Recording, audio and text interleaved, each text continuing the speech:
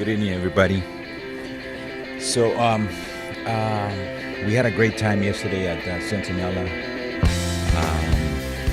I tell people, that I can tell them a lot about that, but they really have to go so they can see what the Lord does. Two great services. First service, a brother just laid it all down. Um, you know, Talking about the grace of God and how sometimes you might be going through a struggle, and instead of talking about a brother that might be going through something, um, pray for the person. Um, don't talk about things that this person might be struggling with an unbeliever. Just pray for the person, because if the person is really a child of God, that person, God is going to bring him back somehow.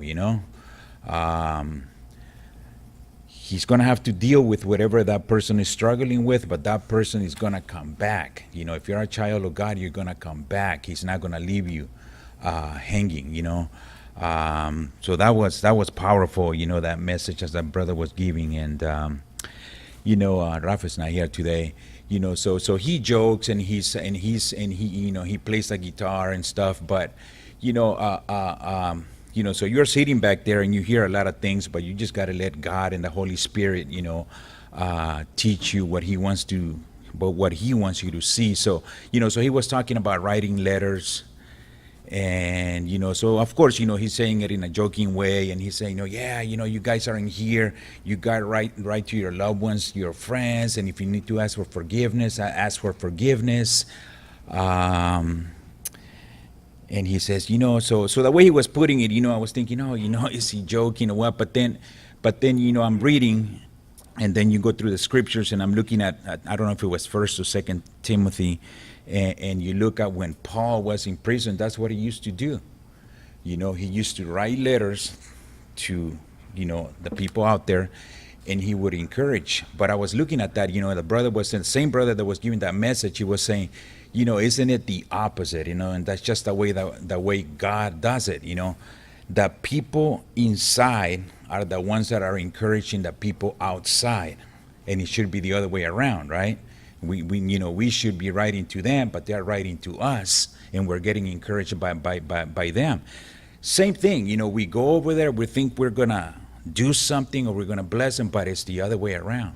They end up blessing us, with what we hear, and just like he says, you get a total different perspective in life. You think you're going through stuff, you think you have it tough, but not really. Not really. It's so God shows you stuff, and like I was telling some brothers at work today, hey, you really got to go, man. I mean, I can tell you a lot of stuff, but it won't make sense until you're there and you see it. And same thing in second service. The Lord moved.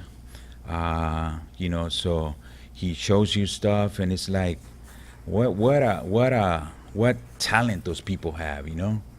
I mean, you see stuff and you're like, man, Lord, these guys got to come out, man, and be out there serving at a church or something. So it is a blessing. Every time we go, it's different, and